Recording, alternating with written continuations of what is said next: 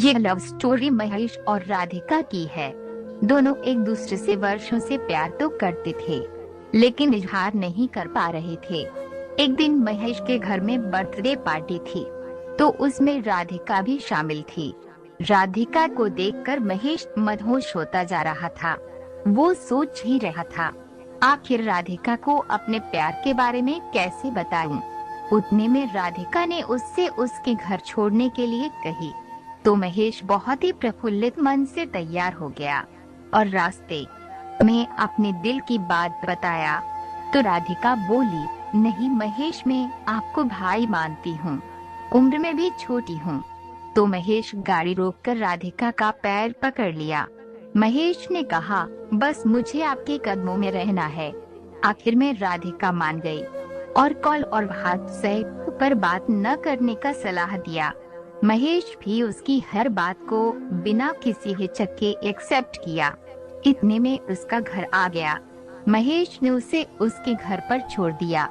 अब उसकी love story की कहानी तो शुरू हो गई, लेकिन महेश के मन में कहीं न कहीं से कॉल पर बात न करने का गम था।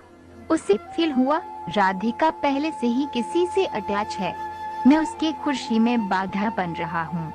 वो खुश है तो मेरा प्यार खुश है। इतना सब कुछ मंथन करने के बाद महेश ने लड़की से माफी मांगने का फैसला लिया। लगभग 2 दिन बाद महेश ने किसी तरह से लड़की से जाकर माफी मांगी। महेश ने बोला, राधिका मुझे माफ कर देना, मैं आपसे प्यार नहीं करता। इतना कहती ही राधिका पूरी तरह से शॉक रह गई।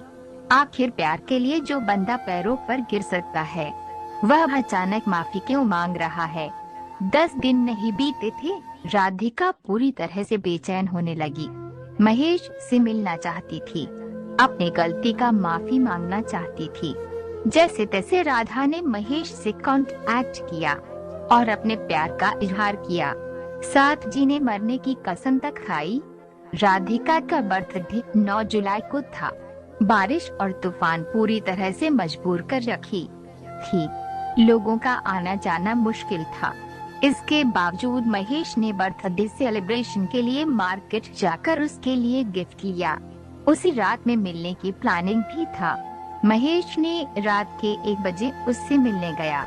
उसे गिफ्ट देकर उसके माथे पर टीका लगाया, फिर गले जैसे ही लगाना चाहा, तो राधिका महेश के ऊपर भड़क गई। सिर्फ इसीलिए प्यार करते हो।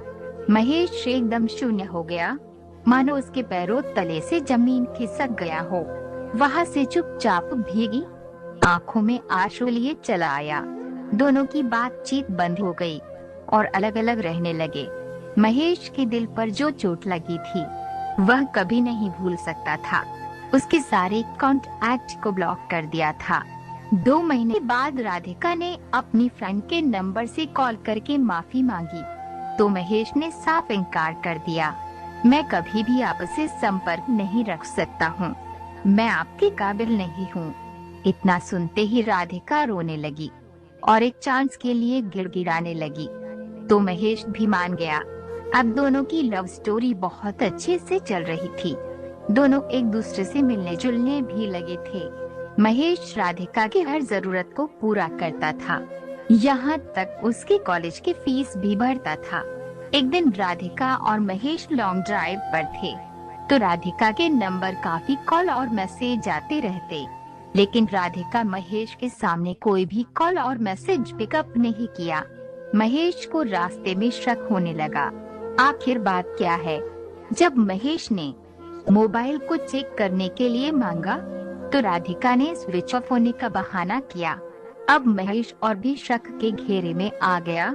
महेश गाड़ी रोका और मोबाइल लिया तो देखा 53 मिस कॉल्स और व्हाट्सएप खोलकर चेक किया तो आई लव जानू जैसे मैसेज लगभग 16 लड़कों के थे, जिसमें राधिका का रिप्लाई भी था। महेश ये सब देखकर काफी दुखी हुआ और वही रिश्ता तोड़ने का फैसला किया। लड़की को वही छोड़कर वह घर चला आया। वो कहते हैं न, सच्चा प्यार करने वालों को सच्चा प्यार नहीं मिलता है। जैसे कि आपने राधिका और महेश की लव स्टोरी को देखा। दोस्तों, आप अपने प्यार के लिए किसी के आगे झुकिए नहीं। अगर आपका प्यार सच्चा होगा तो आपको जरूर मिलेगा। तो दोस्तों, आज की स्टोरी कैसी लगी कमेंट सेक्शन में बताएं और दोस्तों के साथ शेयर जरूर करें।